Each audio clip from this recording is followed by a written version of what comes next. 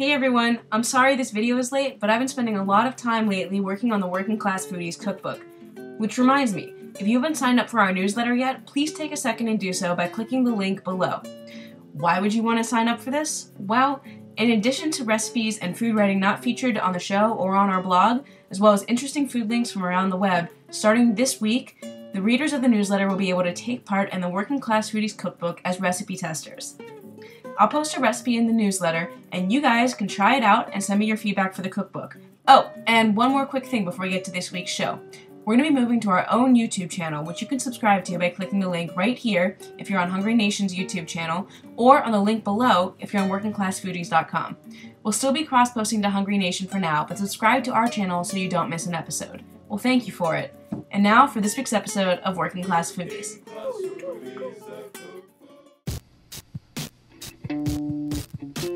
Growing up, I hated parsley, and I'd always do just about anything to avoid eating it. Middle Eastern and Mediterranean dishes have always been some of my favorites, but I was always picking around the tabouleh, which is basically a big parsley salad. Refusing to be beaten by an herb, I started making my own tabouleh, and now I love it so much I make it every week when the ingredients are in season. It's quick, it's affordable, and it's a healthy vegetarian side dish which makes it perfect for picnics, trips to the beach, and barbecues. So I figured it was time to share my tabouleh recipe with you.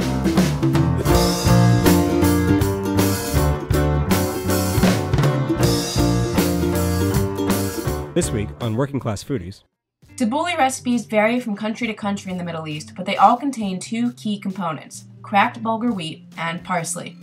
Tabouleh salads are seasoned with lemon juice and olive oil and varying amounts of mint, and they can be beefed up with tomatoes, cucumbers, green peppers, or scallions. It's become a well-known dish in America, where we generally scoop it up with pita bread or use it as a filling in falafel sandwiches, but historically, tabouleh is scooped up with leaves of romaine lettuce. And there are a few different ways to make the bulgur for the tabouleh. In some versions, you soak the grain in water for hours and hours, and in others, you simply soak it for a few minutes and then laboriously squeeze it dry in paper towels. My version kind of splits the difference. Now, the most important thing when you're making tabouleh is that your herbs are fresh and as vibrant as possible. Either harvest them directly from your garden or window box and use them right away, or look for herbs that are bright green with strong stems at the farmer's market and use them within 1 day of purchase. To make my tabouleh, I start by pouring 1.5 cups of boiling water over 1 cup of bulgur in a heat-proof bowl. Cover the bowl and set it aside for 30 minutes. Traditionally, tabouleh is made with spring onions or scallions. Well, I like mine with a little fresh garlic as well, and I had half of a white onion left over from another recipe that I needed to use up. Basically, you can use any onion variety you like best or whatever you have on hand.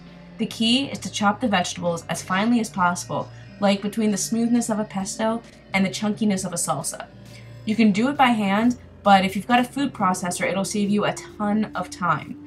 So while my bulgur was soaking, I halved a clove of garlic and quartered my leftover onion. Then I cored and quartered a medium-sized vine tomato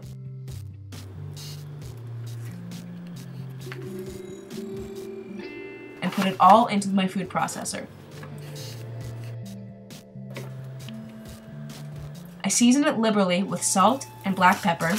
Remember, your bulgur is on season. And I also like to add a little dash of crushed red pepper flakes for a mild kick. And pulse until everything is uniformly chopped. At this point, if it's been 30 minutes, check on your bulgur. It should have absorbed most of the water by now and have an al dente-like toothsomeness. If you like your bulgur softer, move it to the fridge and let it soak in there, covered, for another hour. If you're like me and you like it to be a little bit chewy, let it sit while you finish prepping the herbs. Next, I thinly sliced 2 scallions up to the dark green ends.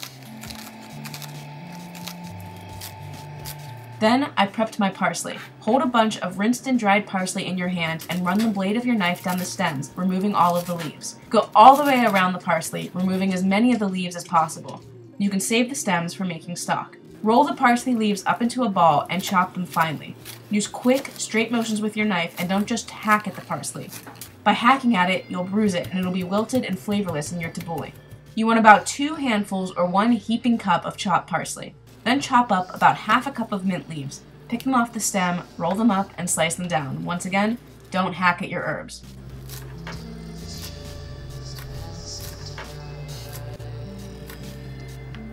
Add the scallions, the parsley, and the mint to your food processor.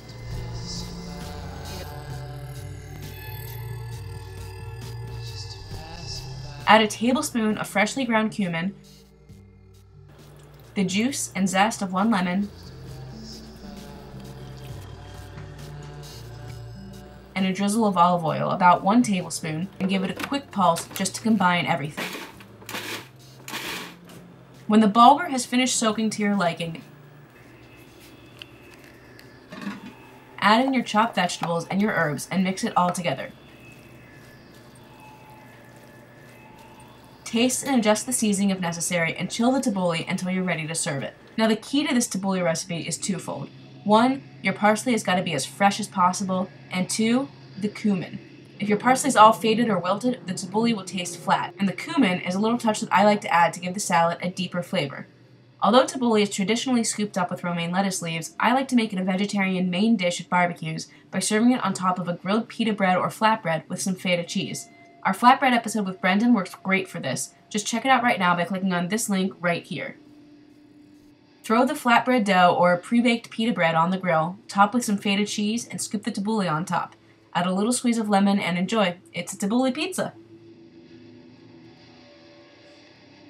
This tabbouleh recipe makes about 8 large side dish portions. Cracked bulgur wheat can be found in bulk bins or in boxes at most health food stores or Middle Eastern groceries. Depending on what vegetables you use, and if you use homegrown parsley or mint, the total cost should come down to between $6 and $8, or about 75 cents to $1 a person. It'll cost a little bit more with the feta cheese and the flatbread, obviously, but it's a healthy and delicious lunch that you can make quickly and easily, and it travels well. So, now it's your turn. What I want to know this week is what's a dish that you've taught yourself to love? Let me know on Twitter or Facebook or in the comments below, and don't forget to sign up for our newsletter or subscribe to our new channel right here. Thanks for watching, and we'll see you next week on Working Class Foodies.